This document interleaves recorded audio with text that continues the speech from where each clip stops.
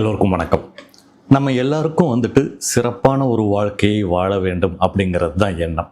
சிறப்பான வாழ்க்கை அப்படின்னா நல்ல வளமான வாழ்க்கை, எல்லா ரீதியிலையும் நமக்கு சகல சௌபாகியங்களும் நிறைந்து இருக்கணும். எல்லா பொருள் வளமும் நம்ம கையில் இருக்கணும்.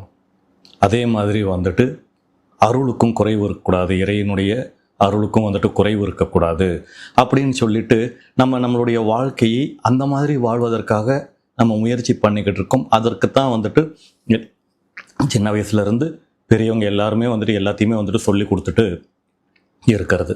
ஆனாலும் அப்படிப்பட்ட வாழ்க்கையை நம்ம வாழ்ந்துருக்கிறோமா அப்படின்னா இல்லை. நிறைய பேர் சண்டை சச்சரவில் வாழ்கிறாங்க, நிறைய பேர் கஷ்டங்களில் வாழ்கிறாங்க, கவலையில் வாழ்கிறாங்க. நிறைய பேருக்கு இந்த வளம்னு சொல்லக்கூடிய அந்த வார்த்தைக்கே அர்த்தம் இருக்க மாட்டேங்குது. இதெல்லாம் ஏன் நடந்துக்கிட்டு இருக்கு அப்படின்னு சொல்லிட்டு ஒரு பக்கம் எனக்கு சிந்தனை இருந்துக்கிட்டே இருந்தது. இன்னொரு பக்கம் பார்த்தீங்க அப்படின்னா இந்த நானே அதுக்கு எக்ஸாம்பிள் சுய முன்னேற்ற எழுத்தாளர்களுடைய புத்தகம். ஏன்னா இதை பற்றி நான் ஆராய்ச்சி பண்ணும்போது அந்த புத்தகங்களை நான் எடுத்து படித்து பார்க்கும்போது எங்கேயோ ஏதோ ஒரு மிஸ்ஸிங் பாயிண்ட் இருந்துக்கிட்டே இருக்குது. என்ன நம்ம ஆக்சுவலாக செய்கிறதுக்கு தவறுறோம், எதையும் நம்ம புரிந்து கொள்ள தவறுகிறோம் அப்படிங்கிறத பார்க்க ஆரம்பித்தேன். பேசிக்கான நான் சுய முன்னேற்ற புக்ஸ், அதாவது motivation books, self help books, இது எல்லாத்தையுமே பார்த்தோம் அப்படின்னோம்னா ஒரு சைடு அவங்க சொல்கிற அந்த மெத்தட்ஸ்லாம் ஃபாலோ பண்ணோம்னா ஓகே, கரெக்ட், நம்ம நம்ம லைஃப்பில் முன்னேற முடியும் அப்படின்னு சொல்லிட்டு. ஆனால் நம்ம கையும் தாண்டி, அதாவது நம்ம என்னவே செய்கிறோம் அதற்கு ஒரு பதில் இல்லை, நம்ம என்னவே செய்கிறோம் அதற்கு ரிசல்ட் இல்லை, பலன் இல்லை அப்படின்னு சொல்லிட்டு பார்க்கும்போது எதற்கு என்ன வழியாக இருக்கும், என்ன உண்மையிலேயே அந்த இடத்துல என்ன தேவையாக இருக்கும், எதை நம்ம தவற விடுகிறோம் அப்படின்னு பார்த்த இடத்துல தான் நான் ஒரு அமைப்பை புரிந்து கொள்ள ஆரம்பித்தேன். என்ன அமைப்பு அப்படின்னா, ஏன்னா இதை பற்றி நம்ம பெரிய சீரீஸே போட்டிருக்கிறோம், பிரபஞ்ச விதிகள். என்னை பொறுத்த வரைக்கும் இந்த பிரபஞ்சத்தில், இந்த பிரபஞ்சம்னு நம்ம சொல்கிறது நம்ம பார்க்கக்கூடிய அத்தனை பருப்பொருட்களையும், அத்தனை இந்த கோள்களையும், நட்சத்திரங்களையும் எல்லாவற்றையும் உள்ளடக்கின ஒரு அமைப்பு.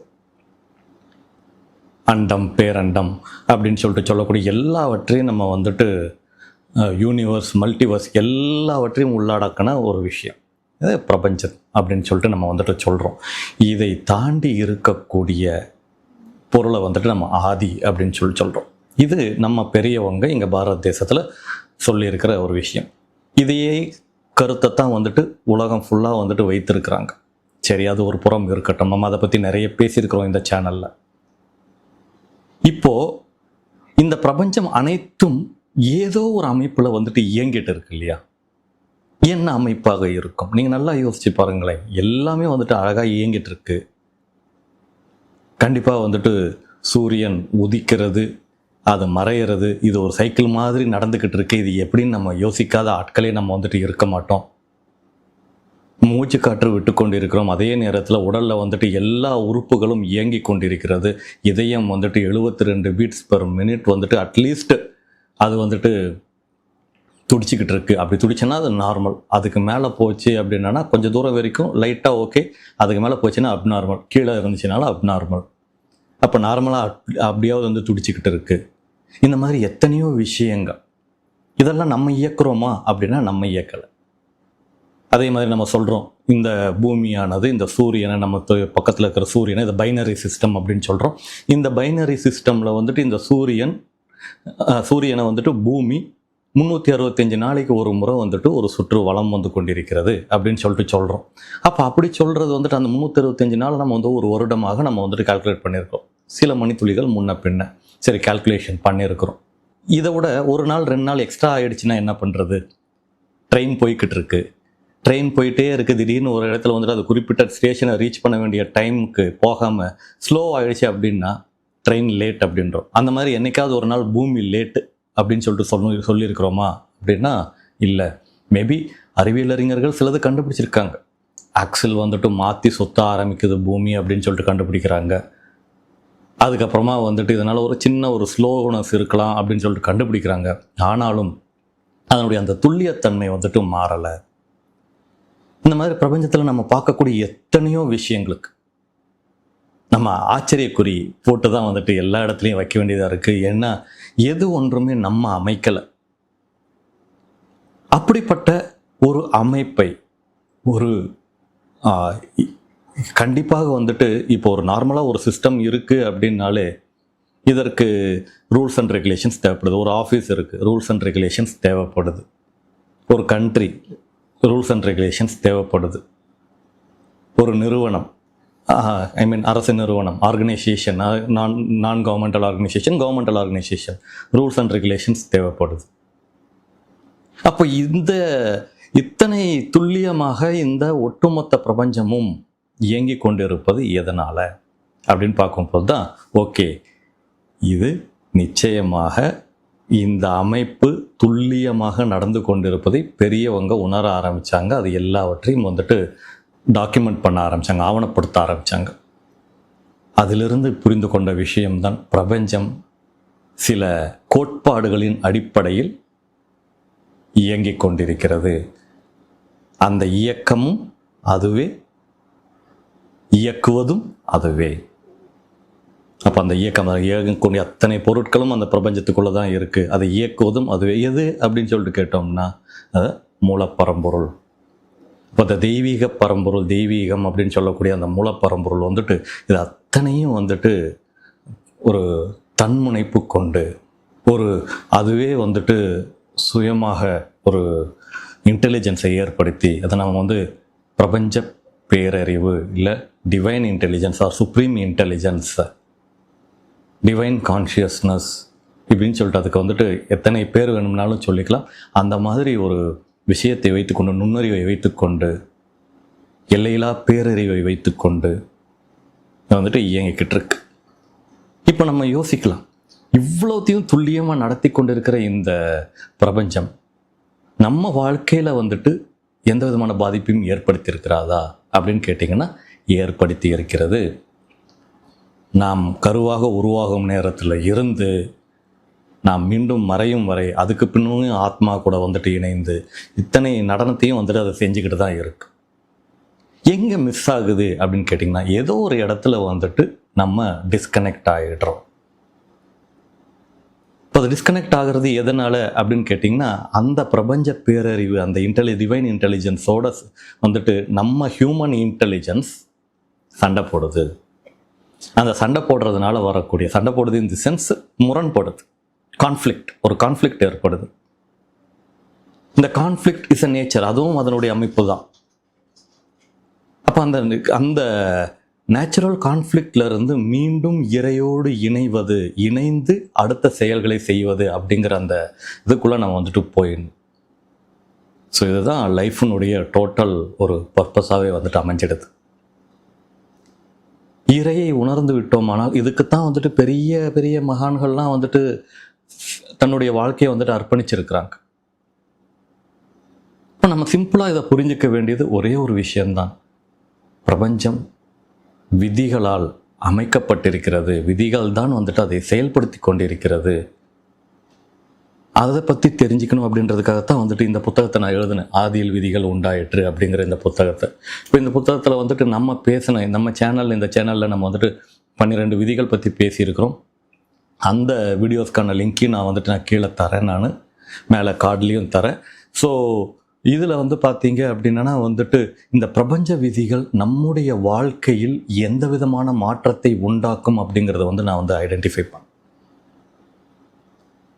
ஐடென்டிஃபை பண்ணுறது நானே ஏதோ உட்காந்து எனக்கு பெரிய ஞானம் வந்துடுச்சு அப்படின்னு நான் சொல்ல மாட்டேன். பல அறிஞர்களுடைய அவங்க என்னென்ன சொல்லியிருக்காங்க, அவங்களுடைய வாழ்க்கை அனுபவங்கள், பின்ன பல பேர் இதை பற்றி என்ன பேசியிருக்கிறாங்க, அவங்களுடைய வாழ்க்கை அனுபவங்கள், இது எல்லாத்தையும் ஆராய்ந்து அறிந்து தான் ஓகே ஒவ்வொரு விதியை பற்றியும் நான் அதை என்னுடைய வாழ்க்கையில் உணர்ந்து, இப்போ அவங்கள தாண்டி, மகான்கள் தாண்டி, சாதாரணமாக அனுபவித்தவர்கள் தாண்டி என்னுடைய வாழ்க்கையில் நான் அனுபவித்த விஷயங்கள், ஏன்னா இது இங்கே புரிஞ்சதுக்கப்புறம் தான் அங்கே போக தோணுச்சு.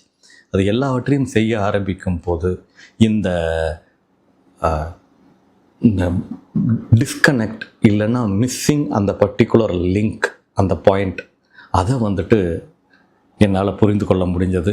அதைத்தான் ஒவ்வொரு விதியிலும் நம்ம வந்துட்டு நிறைய பயிற்சிகள் செய்கிறோம். ஆனால் பயிற்சிகளை நம்ம மிஸ் பண்ண ஒரு விஷயம் என்ன அப்படின்னா, பிரபஞ்ச பேருணர்வு நம்மோடு எப்போதும் இணைந்து செயல்பட்டு கொண்டிருக்கிறது. அதோடு மீண்டும் நம்முடைய முரணை நாம் விட்டு நாம் மீண்டும் அதோடு தொடர்பு கொள்ள வேண்டும் அப்படிங்கிற அந்த ஒரு நம்பிக்கை இதுக்குள்ளே வந்துட்டு நம்ம போகிறோம். அந்த நம்பிக்கையை ஏற்படுத்தி அந்த ஒரு மன உறுதிக்குள்ளே நம்ம வந்துட்டு போகணும். மீண்டும் அதோடு தொடர்பு ஏற்படுத்தி கொள்ள வேண்டும். அந்த டிஸ்கனெக்ட் இருக்கக்கூடாது.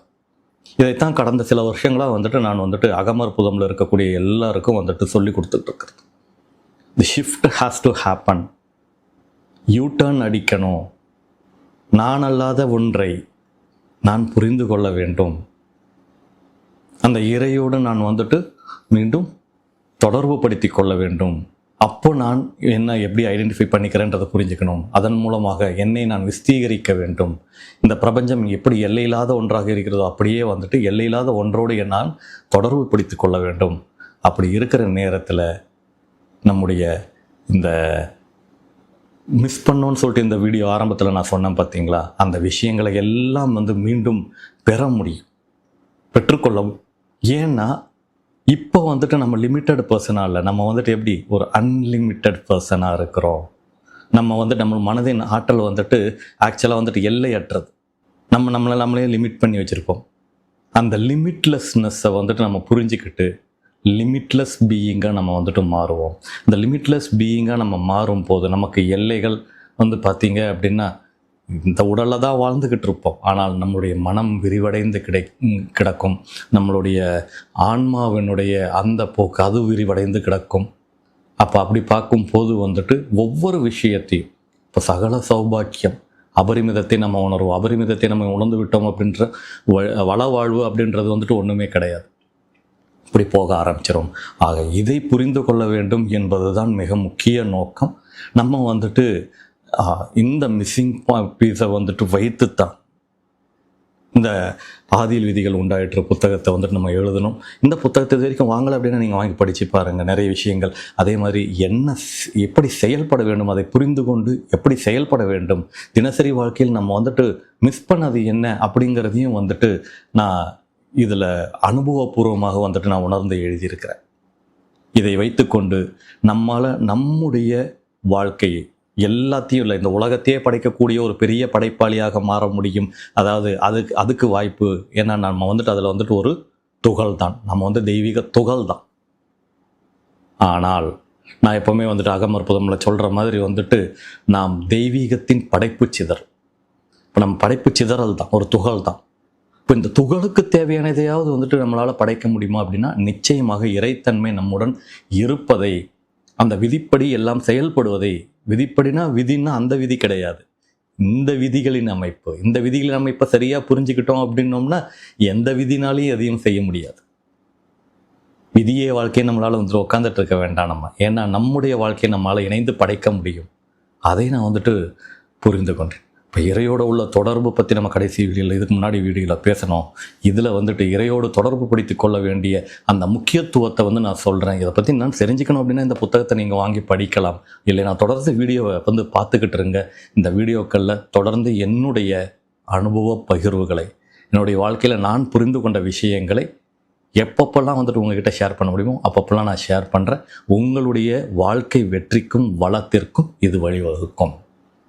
ஓகே, இந்த வீடியோ பிடித்திருந்தால் உங்கள் சுற்றத்தோடும் நட்போடும் இதை வந்துட்டு பகிர்ந்து கொள்ளுங்கள். மீண்டும் ஒரு வீடியோவில் சந்திப்போம். அதுவரை நன்றி.